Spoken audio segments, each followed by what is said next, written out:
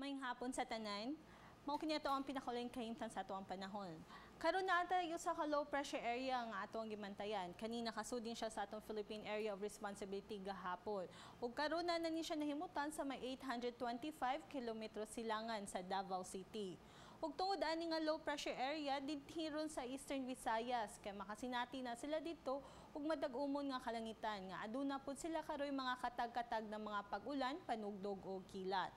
Samtang dinhiron sa Sugbo guban pang dapit sa Kabisayan kay makasinati lang ta karon ug panagsama panganuron ngadto na sa madag-umon nga kalangitan nga kanina gihapon ta karoy mga patak-patak na mga pag-ulan, panugdog o kilat.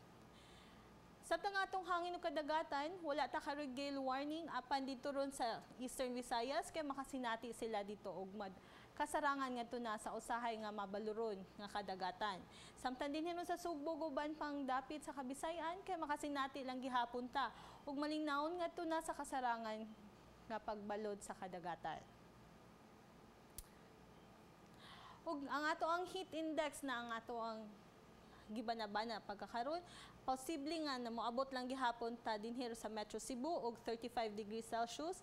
Samtang dito ron sa Bohol og sa Dumaguete kay makasinati ta dito mag-expecta nga naalan tay 34 degrees Celsius.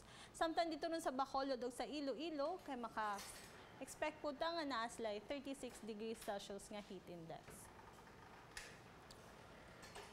Ug para ugma sa ato ang weather, makasinati ta ugma og madag-umon nga kalangitan dinhi sa Visayas.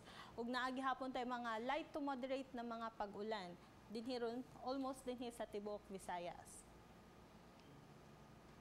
Ug mao kini nga ato ang extended weather outlook para sa mga sumusunod na adlaw.